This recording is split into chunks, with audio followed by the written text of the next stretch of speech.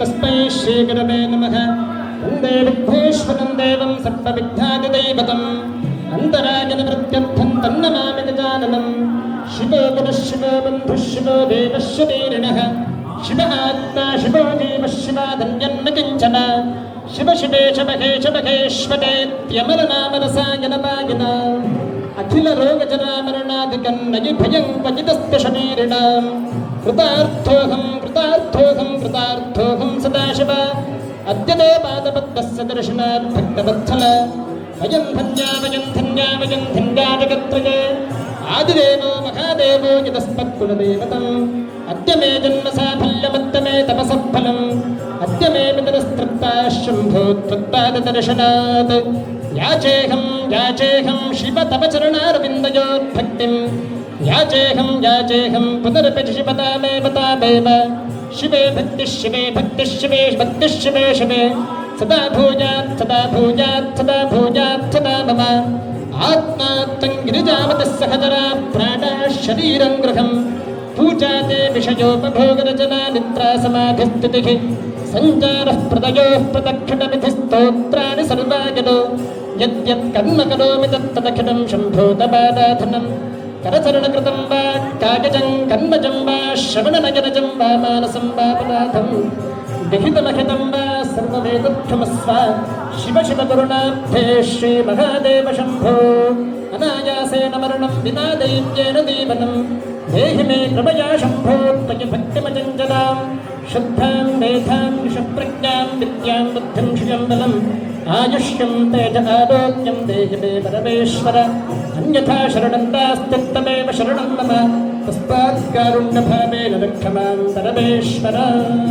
ಮಾಡುವಂತಹ ಹಾಗೂ ಅಂತ್ಯಕಾಲದಲ್ಲಿ ಅಗತ್ಯವಾಗಿ ಪ್ರಾರ್ಥನೆಯನ್ನು ಮಾಡಬೇಕು. ಯಾತಕ್ಕೋಸ್ಕರವಾಗಿ ಅಂದರೆ ಮಾಡಿದಂತಹ ಕರ್ಮಗಳಲ್ಲಿ ಯಾವುದೇ ರೀತಿಯಾದಂತಹ ಲೋಪದೋಷಗಳು ಸಂಭವಿಸಿದ್ರೂ ಕೂಡ ಆ ಲೋಪದೋಷಗಳೆಲ್ಲ ಪರಿಪೂರ್ಣವಾಗಿ ಪರಿಹಾರವಾಗಿ ಆ ಅಗ್ನಿದೇವರ ಪರಿಪೂರ್ಣವಾದಂತಹ ಕೃಪಾಕಟಾಕ್ಷ ಎನ್ನುವಂಥದ್ದು ನಮಗೆ ಪ್ರಾಪ್ತಿಯಾಗಲು ಪ್ರಾರ್ಥನೆ ಎನ್ನುವಂಥದ್ದು ಅತಿ ಅವಶ್ಯಕ. ಆ ಪ್ರಕಾರವಾಗಿ ಕ್ಷೇತ್ರದ ತಂತ್ರಿವರಿಯರಾದಂತಹ ಬರ್ಗಾಡಿ ವಿದೇಶ ತಂತ್ರಿಗಳು, ಹಾಗೆಯೇ ಉಡುಪು ಕೃಷ್ಣರಾಜ ತಂತ್ರಿಗಳ ಆಚಾರ್ಯತ್ವದಲ್ಲಿ ನಿಯಪದವು ಗಣೇಶನಾಡ ನಾವಡರ ನೇತೃತ್ವದಲ್ಲಿ ನಡೆಸಿದಂತಹ ರುದ್ರಹೋಮದ ಪೂರ್ಣಾಹುತಿಯ ಪುಣ್ಯ ಸಮಯ. ಈ ಪುಣ್ಯಕಾಲದಲ್ಲಿ ಭಗವದ್ಭಕ್ತರಾದಂತಹ ನಾವೆಲ್ಲರೂ ಕೂಡ ಎರಡು ಕರಗಳನ್ನು ಮುಗಿದುಕೊಂಡು ಆ ಭಗವಂತನಲ್ಲಿ ಯಥಾನುಶಕ್ತಿಯಾದಂತಹ ಪ್ರಾರ್ಥನೆಯನ್ನು ಮಾಡಿಕೊಳ್ಳುವ. ತಸ್ಯಾಶಿಖಾಯ ಮಧ್ಯೆ ಪರಮಾತ್ಮ ವ್ಯವಸ್ಥಿತಃ ಸಬ್ರಹ್ಮ ಸಶಿವಃ ಸಹ ವಿಶ್ವೇಂದ್ರ ಸೋಕ್ತಃ ಪರಮಸ್ವರಾಟ್ ಎನ್ನುವುದಾಗಿ ವೇದಾದಿ ಮಂತ್ರಗಳಲ್ಲಿ ನಾವು ತಿಳಿದುಕೊಂಡಿದ್ದೇವೆ. ದೊಡ್ಡದಾದಂತಹ ಒಂದು ಸರೋವರ, ಆ ಸರೋವರದ ಮಧ್ಯದಲ್ಲಿ ಒಂದು ಪುಷ್ಪ, ಆ ಪುಷ್ಪದ ಮಧ್ಯಭಾಗದಲ್ಲಿ ಪರಮಾತ್ಮ ಎನ್ನುವಂಥವನು ನೆಲೆಸಿದ್ದಾನೆ. ಹಾಗೆ ಆ ಪುಷ್ಪದ ಮಧ್ಯಭಾಗದಲ್ಲಿದ್ದಂತಹ ಪರಮಾತ್ಮನಿಗೆ ತನ್ನನ್ನೇ ತಾನು ಪ್ರಕಟಿಸಿಕೊಳ್ಳಬೇಕು ಎನ್ನುವಂತಹ ಮಹತ್ತರವಾದಂತಹ ಇಚ್ಛೆಯಾದಂತಹ ಸಂದರ್ಭದಲ್ಲಿ ಈ ಬ್ರಹ್ಮಾಂಡದ ಸೃಷ್ಟಿಯಾಯಿತು. ಹಾಗೆ ಬ್ರಹ್ಮಾಂಡದಲ್ಲಿ ಮನುಷ್ಯ ಎನ್ನುವಂತಹ ಜೀವಿಯೂ ಕೂಡ ಸೃಷ್ಟಿಯಾದ. ಹಾಗಾಗಿ ದೇವರು ಕೊಟ್ಟಂತಹ ಈ ಮನುಷ್ಯ ಜನ್ಮದ ಪರಿಪೂರ್ಣವಾದಂತಹ ಫಲ ನಮಗೆ ಪ್ರಾಪ್ತಿಯಾಗಬೇಕು ಅಂದರೆ ದೇವರನ್ನು ನಾವು ಆರಾಧನೆ ಮಾಡಬೇಕು. ಯಾವ ರೀತಿಯಾಗಿ?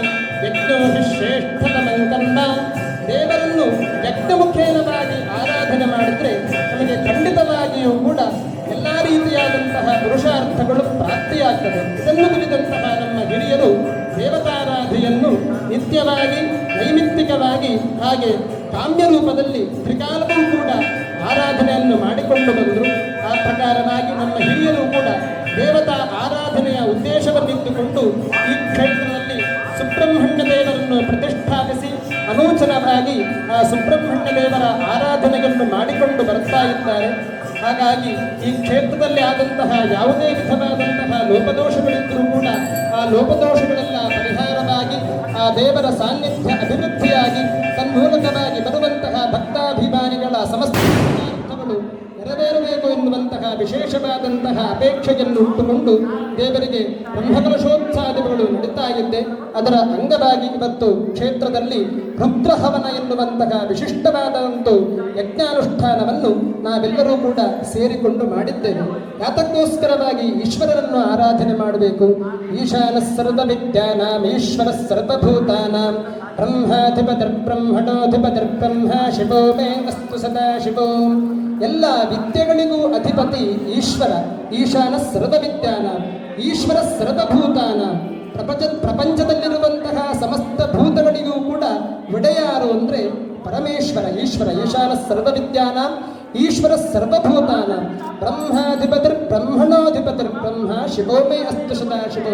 ಲೋಕದಲ್ಲಿರುವಂತಹ ಮುಕ್ಕೋಟಿ ದೇವತೆಗಳೂ ಕೂಡ ಅಧಿಪತಿ ಯಾರು ಅಂದರೆ ಆ ಮಹಾಶಿವ. ಹಾಗಾಗಿ ಸಮಸ್ತ ದೇವತೆಗಳ ಪರಿಪೂರ್ಣವಾದಂತಹ ಅನುಗ್ರಹ ನಮಗೆ ಪ್ರಾಪ್ತಿಯಾಗಬೇಕು ಅಂದರೆ ಶಿವನನ್ನು ಅನನ್ಯವಾಗಿ ಭಕ್ತಿಯಿಂದ ಶ್ರದ್ಧೆಯಿಂದ ನಾವು ಆರಾಧನೆ ಮಾಡಬೇಕು. ಹಾಗಾಗಿ ಶಿವನ ಆರಾಧನೆಗೆ ಅತ್ಯಂತ ಶ್ರೇಷ್ಠವಾದಂತಹ ಮಂತ್ರಗಳು ಯಾವುದು ಅಂದರೆ ರುದ್ರ ಹಾಗೂ ನಮಕ ಎನ್ನುವಂತಹ ಮಂತ್ರಗಳು. ಹಾಗಾಗಿ ಆ ರುದ್ರದೇವರ ಪ್ರೀತ್ಯರ್ಥವಾಗಿ 121 ಬಾರಿ ರುದ್ರನ ಮಂತ್ರಗಳನ್ನು ಜಪ ಮಾಡಿಕೊಂಡು ಹಾಗೆ ಹವನದಲ್ಲಿ 2041 ಬಾರಿ ತಿಲ ಹಾಗೆಯೇ ಭತ್ತ, ಹಾಗೆಯೇ ಆಜ್ಯ ಎನ್ನುವಂತಹ 3 ದ್ರವ್ಯಗಳನ್ನು ನಾವು ಸಮರ್ಪಣೆ ಮಾಡಿದ್ದೇವೆ. ಆಜ್ಯ ಸರ್ವಾರಿಷ್ಟ ಪರಿಹಾರಕಃ. ತುಪ್ಪ ಅಂದರೆ ಎಲ್ಲ ರೀತಿಯಾದಂತಹ ಕಷ್ಟಗಳನ್ನು ಪರಿಹಾರ ಮಾಡುವಂತಹ ದ್ರವ್ಯ. ಎಳ್ಳು ಅಂದರೆ ಸರ್ವ ಪಾಪ ನಿವಾರಕಃ. ಎಲ್ಲ ರೀತಿಯಾದಂತಹ ಪಾಪಗಳನ್ನು ನಿವಾರಣೆ ಮಾಡುವಂತಹ ದ್ರವ್ಯ ಎಳ್ಳು. ಹಾಗೆಯೇ ಭತ್ತವನ್ನು ಅಗ್ನಿಗೆ ಸಮರ್ಪಣೆ ಮಾಡಿದರೆ ಆ ಭತ್ತದ ಹೊರಗಿನ ಭಾಗ ಹುತವಾಗಿ ಅದರಿಂದ ಹೊದಳು ಎನ್ನುವಂತಹ ಒಂದು ವಸ್ತು ಸೃಷ್ಟಿಯಾಗ್ತದೆ. ಹಾಗಾಗಿ ನಾವು ಮಾಡುವಂತಹ ಅಥವಾ ಮಾಡಿದಂತಹ ಪಾಪ ಎನ್ನುವಂತಹ ಕವಚವು ನಮ್ಮ ಶರೀರದಿಂದ ಕಳಚಿ ಹೋಗಿ ಶುದ್ಧವಾದಂತಹ ಬಿಳಿ ಅಂದರೆ ಶುಭ್ರ ಅಂತ ಲೆಕ್ಕ, ನಾವು ಕೂಡ ಆ ಹೊದಳಿನಾಗೆ ಶುಭ್ರವಾಗಿ ಮೂಡಿ ಬರಬೇಕು. ಅದಕ್ಕೋಸ್ಕರವಾಗಿ ಯಾವುದೋ ಗತಕಾಲದಿಂದ ನಮ್ಮ ಹಿರಿಯರು ಅಥವಾ ನಾವು ಮಾಡಿದಂತಹ ಯಾವುದೇ ರೀತಿಯಾದಂತಹ ಪಾಪಗಳಿದ್ದರೂ ಕೂಡ ಆ ಪಾಪಗಳೆಲ್ಲ ನಿವಾರಣೆಯಾಗಿ, ಹಾಗೆ ನಮಗೆ ಜೀವನದಲ್ಲಿ ಬರುವಂತಹ ಯಾವುದೇ ವಿಧವಾದಂತಹ ಕಷ್ಟಗಳಿದ್ದರೂ ಕೂಡ ಆ ಕಷ್ಟಗಳೆಲ್ಲ ಪರಿಹಾರವಾಗಿ ಹೊದಳಿನಂತೆಯೇ ನಮ್ಮ ಜೀವನವೂ ಕೂಡ ಶುಭ್ರವಾಗಿರಬೇಕು ಎನ್ನುವಂತಹ ವಿಶೇಷವಾದಂತಹ ಸಂಕಲ್ಪಗಳನ್ನು ಇಟ್ಟುಕೊಂಡು ನಾವು ಆ ರುದ್ರನ ಅನುಷ್ಠಾನವನ್ನು ಮಾಡಿದ್ದೇವೆ.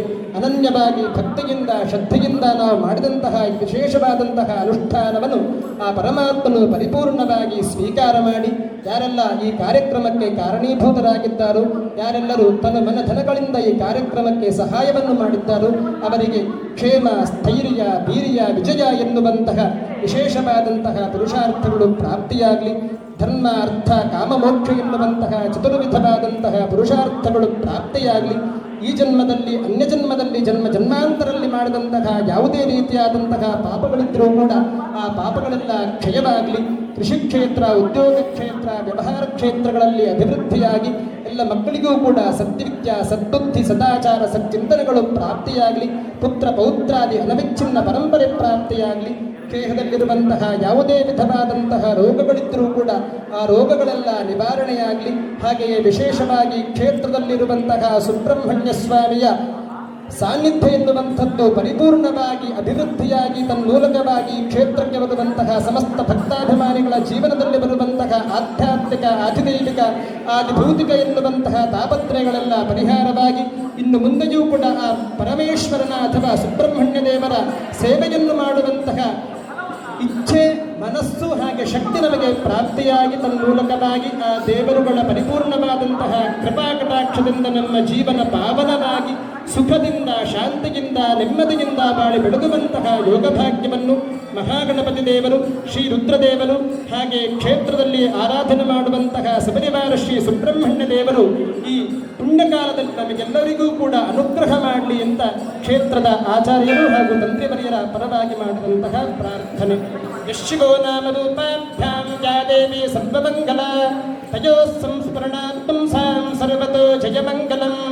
ಆತ್ಮಾತ್ಮಂ ಗಿರಿಜಾಮತಿ ಸಹಜಲಾ ಪ್ರಾಣಾ ಶರೀರಂ ಗ್ರಹಂ ಪೂಜಾತೆ ವಿಷಯೋಪಥೋ ಕರಚಲಾ ನಿದ್ರಾ ಸಮಾಧಿ ಸ್ಥಿತಿ ಸಂಚಾರಃ ಪದಯೋಃ ಪ್ರದಕ್ಷಿಣವಿಧಿ ಸ್ತೋತ್ರಾಣಿ ಸರ್ವಾಗಿದೋ ಯದ್ಯತ್ಕರ್ಮ ಕರೋಮಿ ತತ್ತದಖಿಲಂ ಶಂಭೋ ತಪಾರಾಧನಂ. ಕರಚರಣಕೃತಂ ವಾ ಕಾಯಜಂ ಕರ್ಮಜಂ ವಾ ಶವನನಯನಜಂ ವಾ ಮಾನಸಂ ವಾ ಪರಾಧಂ ವಿಹಿತಮಹಿತಂ ವಾ ಸರ್ವಮೇತತ್ಕ್ಷಮಸ್ವ ಶಿವ ಶಿವ ಕರುಣಾಬ್ಧೇ ಶ್ರೀ ಮಹಾದೇವ ಶಂಭೋ. ಶ್ರದ್ಧಾಂ ವೇದಾಂ ಯಶ ಪ್ರಜ್ಞಾಂ ವಿದ್ಯಾಂ ಬುದ್ಧಿಂ ಶ್ರಿಯಂ ಬಲಂ ಆಯುಷ್ಯಂ ತೇಜ ಆರೋಗ್ಯಂ ದೇಹಿ ಮೇ ಪರಮೇಶ್ವರ. ಅನ್ಯಥಾ ಶರಣಂ ನಾಸ್ತಿ ತಮೇವ ಶರಣಂ ಮಮ ತಸ್ಮಾತ್ ಕಾರುಣ್ಯಭಾವೇನ ರಕ್ಷಮಾಂ ಪರಮೇಶ್ವರ. ಅಜ್ಞಾತ್ಮಕ ಶ್ರೀರುದ್ರಾಯ ನಮಃ. ಮನಸೋತ್ತಿಷ್ಟ ಪ್ರಾರ್ಥನಾಂ ಸಮರ್ಪಯಾಮಿ.